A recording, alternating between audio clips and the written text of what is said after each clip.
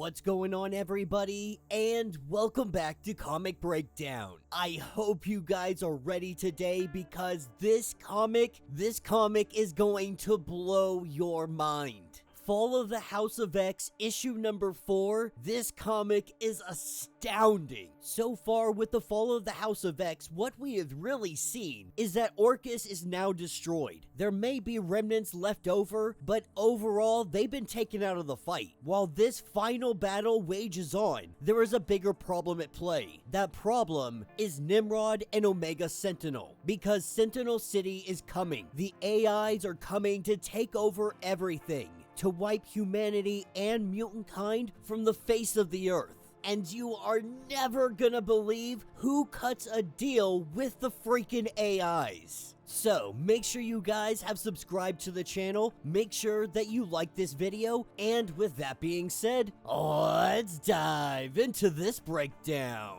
Alright gang, so as we dive into this issue, we pick up on Earth. We're in the American Southwest. We have a ragtag team of Iraqi and deported Krakoan mutants. They arrive on the battlefield and just in the nick of time. Before us stands Apocalypse, covered in his own blood, but none of it his. He has cut down the best that Orchis has ever had. He is showing no mercy, because right now he is cutting his way to Krakoa, the island nothing more than the size of a tree right now. Two Stark Sentinels trying to rip off Krakoa's arms. And that is when Apocalypse comes in. He puts down these Stark Sentinels like they are nothing.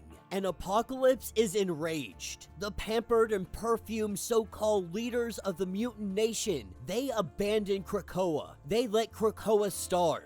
All while they were playing both sides or hiding in mansions, scurrying about like rats in tunnels. And now Krakoa sitting at Apocalypse's feet. Krakoa is dying, and Apocalypse refuses to let this happen, cutting open his own arm and putting this blood into the mouth of Krakoa. He feeds the island. He feeds the mutant, doing this all in a hopes that Krakoa may be saved. This is what picks us up with Cyclops at the moon.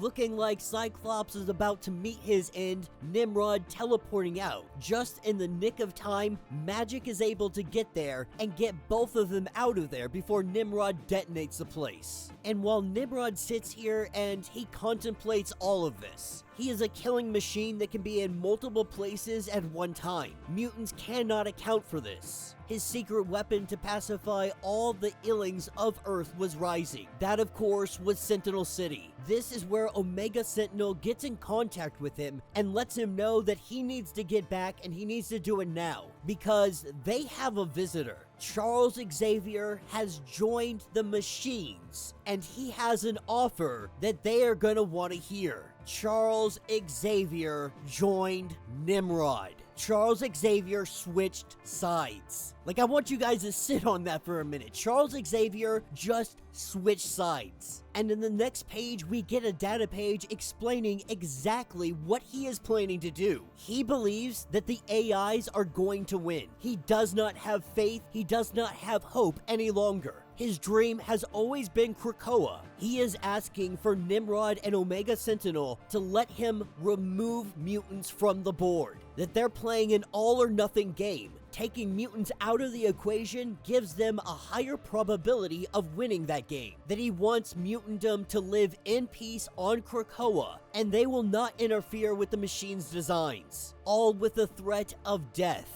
Of course, Nimrod doesn't believe that they'll ever accept this, but Xavier does think so. He will will it to be so. And asking Nimrod, have you ever considered what will happen when you succeed? When mutants and humans are wiped from the planet, what will you become? You have nothing to fear from mutants living in peace on Krakoa, and if that ever changes, he trusts that Nimrod will teach his children the lesson that he has learned, that Mutantkind has limitations. And at this point, Nimrod is almost willing to agree. It seems like they are about to seal the deal on this offer. To really close it in, Charles Xavier says that there is an American launching a nuclear-capable vessel. that he will handle this. And while he may not be able to handle some of his former students because he taught them the Red Triangle defense, Nimrod says that he will handle them, that he will do what must be done. With Charles accepting, Charles Xavier has made himself the enemy. This is what takes us to Apocalypse. He says that they are going to do what must be done, that there is still strength in their blood.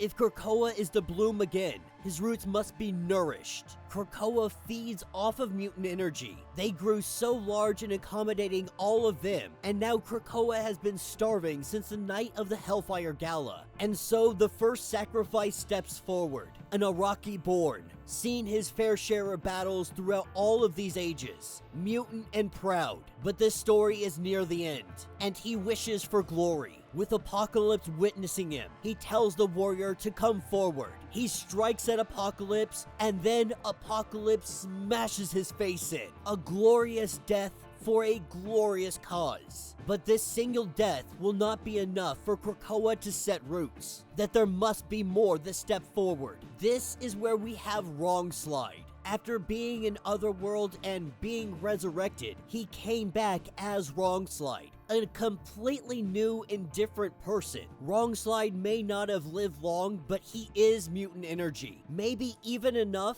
so that nobody else has to die. And so with him stepping forward, Apocalypse lets him know that the two of them are now joined in a duel to the death for this broken land. With the sun getting tremendously bright, some saying that it is going nova, Apocalypse already knows that it's the machines, that is not their fight. Wrongslide, Apocalypse charging at one another, the Crucible beginning to stabilize Krakoa, and above Earth, this is where we have our X-Men team. They are just now learning about the structure that is in front of the sun.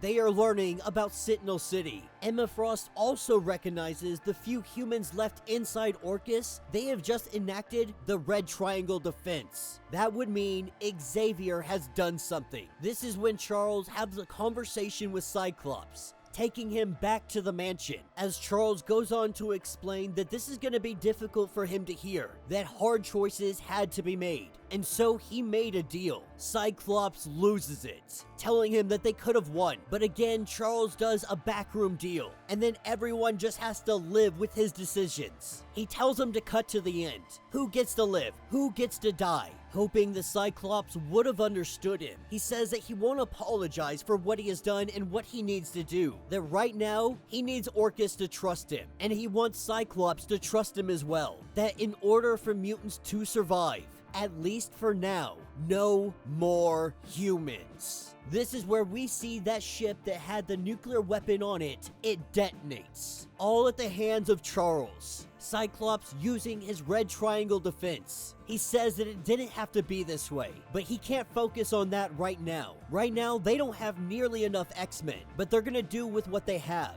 They are gonna take this station directly into Sentinel City. They need to destroy it, and they have to do it now. But not Emma. She has to stay back. If they don't make it home, someone has to face off against Charles. And now Manifold can see much more clearly. He is here to raise their sword. He tells everyone to take a deep breath and get ready. Down on Earth, we have Apocalypse and Wrongslide. These two have been going blow for blow. The whole time, Apocalypse has been holding back. Wrongslide reminds him of the lost land, of the man that he once was. That Wrongslide holds wonder in his heart, and above all, Wrongslide treasures life. But he knows this requires death. And so, no longer holding back, he takes Wrongslide and he breaks him, saying his last words, his last wish, that if Wrongslide ever comes back, to let him know it was good to be for a while. But now it is time for Rockslide to be again, to enjoy it all for him. As Apocalypse rips him to pieces, Krakoa takes it all in and takes a deep gasp, coming back to life. As we pick up with the X-Men fully enthralled in battle with Nimrod and Omega Sentinel. crashing the station directly into Sentinel City. Nimrod knew that they would attack, but not that they would teleport the entire station into the city. But they have only delayed the inevitable, as Nimrod knocks away on Colossus and the others. He tells them that they have already won, that they must accept this truth. But Nimrod also has like an existential crisis here, saying that perhaps it will not end here. Maybe this won't be their end. They are all electricity. This is their single commonality.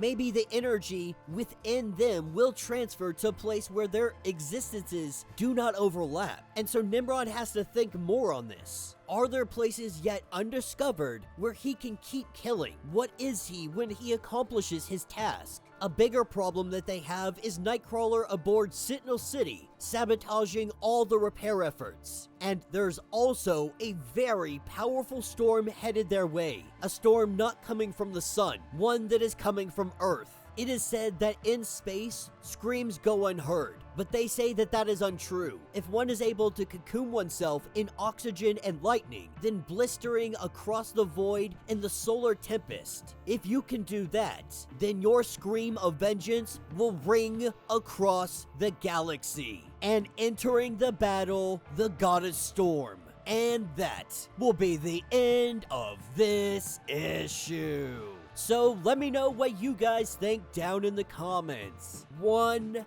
hell of an issue. Like, man, so much went down in this comic. First of all, we have Apocalypse more or less doing a crucible again, offering up any volunteer a glorious death against Apocalypse himself, even willing to sacrifice himself. If someone could beat him, he would offer his own blood to Krakoa as well, all in an effort to feed Krakoa and get it back to its home. Now, I've been saying for a while, I think the Krakoan era is going to end, but we're gonna see an Araka or Okara era moving forward on Mars. That way we can still have all of the Araki and all the other mutants that have been created in this time era. Of course, one of the biggest things in this comic is Charles Xavier. He has essentially switched sides. He has become mutants' enemies. He thinks he's doing the right thing. He thinks that there is no hope, there is no winning, that their only option was doing what he did. Now, it doesn't explain what happened after Rachel Summers. I highly recommend you check out Dead X-Men, which will be my next video,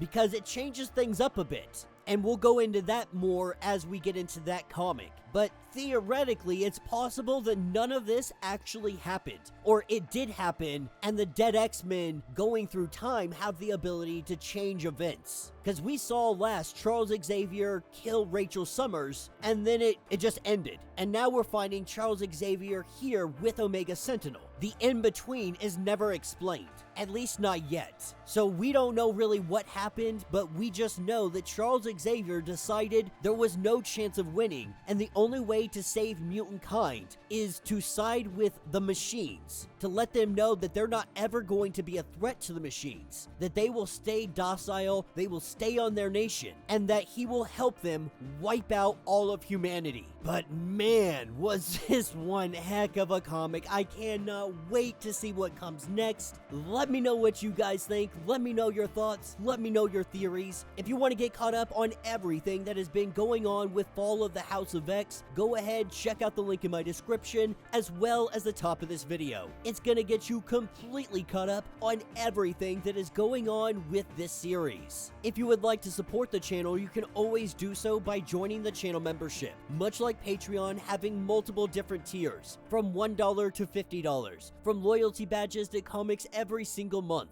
Not only are you helping out the channel tremendously, but you are getting tons of perks in the process. Now, if you're unable to do this, do me a favor, subscribe to the channel, like this video, hit that notification bell, and with that being said, until the next breakdown.